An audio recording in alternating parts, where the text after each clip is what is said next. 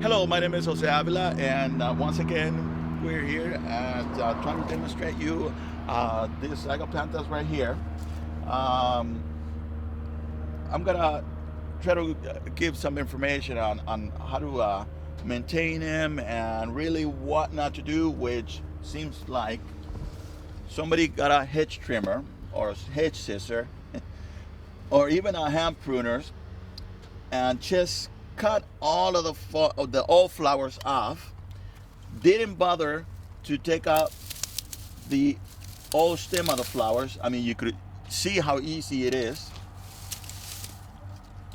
That's how easy it is. Okay, generally what gardeners do is just tip them off, just cut the flowers and leave the stem like that, and that's not the way you want to do it. What you want to do is you want to clean them out. Okay, you can see how much dead growth accumulation is underneath here. You can see all this right here, how it's rotted already, it has rotted out. Okay, hasn't been cleaned out for I don't know how long. Okay, but look how simple it is. Okay, your gardener could just get his knees right here, just like I'm doing. Okay, and start cleaning this, what should be a beautiful plant. Okay, doesn't take very long. Okay, you could just yank them out. He could just yank them out, or if you do your gardening yourself, you could go ahead and do this yourself at your home. Okay, if you hire a gardener, you could have him do that. You could tell him this is the right way to do it. Okay.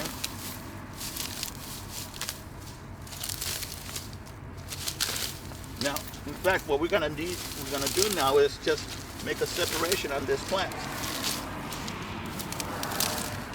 This seems to be a Peter Pan Agapanthus variety. Agapanthus come in different varieties. Okay, they come in a white, the blue color. Okay, generally Peter Pan Agapanthus only get about 2 feet tall at the foliage, and probably they max out about 3 feet tall at the flower. They don't get very long. In fact, they could be shorter than that.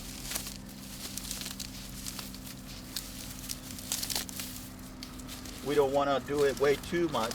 With this plant, we don't really want to overdo it. Okay, so what we'll probably do, end up leaving it like that, because really what we need to do with this plant is uproot it, dig it out, separate it. Okay, and your divisions, you could go ahead and plant them here at this same location.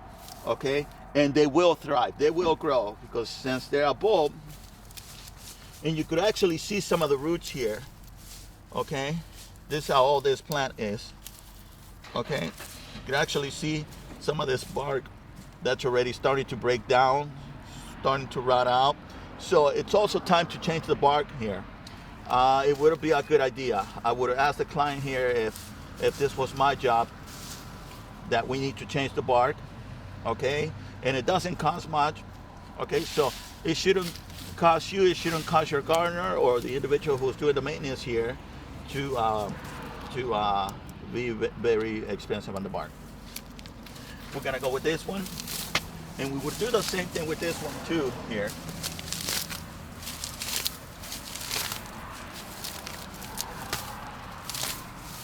Okay, and since this one is looking much healthier, looking much pretty, what we're gonna do is we're just gonna go ahead and leave it like this.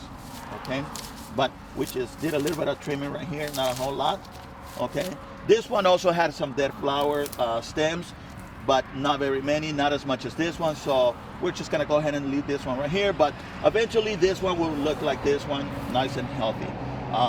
And we'll just want to go ahead and just give it a form, some kind of cosmetic, nicer cosmetic look to it. And as you can see here, we still have some dead flower stems. Doesn't take much, again. Okay, as far as fertilizers goes with Agapanthus, you can pretty much fertilize them with anything.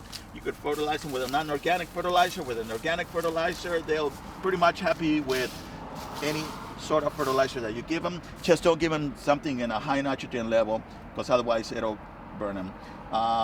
But you could give them a balanced fertilizer. At this point also, we probably want to give them something on a high potassium level, so that the roots could get stronger. But again, you don't want to give them something too strong. Also, if you uproot them, you don't want to give them anything that is gonna potentially burn the roots, because the roots are exposed. So really what we need to do here is, like I said, dig it out, make that hole bigger and deeper, and you could separate them, or you could actually take the whole entire thing and just transplant it again, but deeper than what it is now. Okay.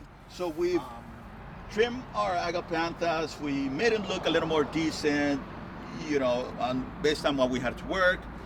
Really what we have to do here is cultivate the soil, introduce new soil, a new soil mix.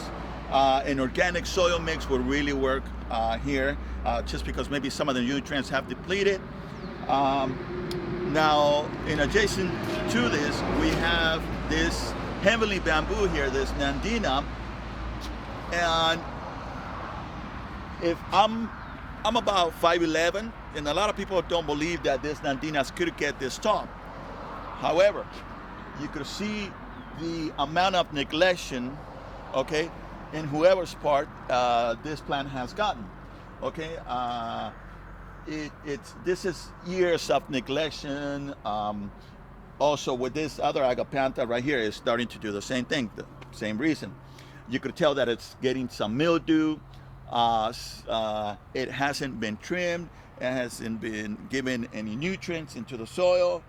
And that soil nutrients deplete, and you want to go ahead and at least introduce those new nutrients on a year-to-year basis. Really, what I would suggest the client to do, or the property owner, is to take this out, because it practically looks like a weed here now. You have an Agapantha, you have this heavenly bamboo that it's really pretty much twigs already, and adjacent to that, next to that, we trimmed the Agapanthas that are also looking pretty in bad look. You can see here, and what I'm gonna do here is just give you a demonstration on what's gonna happen. That snaps up, okay, and we'll just cut here. I mean, we could really do some trim.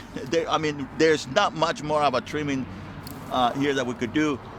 Is pretty much, I would suggest just to take it out, uproot the Agapanthus, introduce new soil, divide the Agapanthus, and the divisions, you could go ahead and plant them. You probably make about similar to a 1 gallon divisions on the Agapanthus, and just separate them about 2.5 to 3 feet apart from each other, because they're gonna fill in anyways when they grow, and it's gonna give it a better look, a much better cosmetic, cleaner look to the planter bed right here, what we're talking about. Take out the bark, the old bark, and just put new bark, make it look a little better, and that'll work. I mean, this, you know, we won't need this here anymore. But if you're a homeowner, you know, suggest your gardener to get those things done for you and make your garden look a little better than probably what it is now. Don't be afraid to do that, but also don't be afraid, or don't be surprised if your gardener is asking you for a little more, because your gardener should be doing this. There should be a better job on this, and the way your gardener looks is the way you're gonna feel, because that's the way I feel in my garden. So you want to take pride on how your garden looks, and when you invite people, they're gonna be happy and you're gonna be happy. So thank you so much.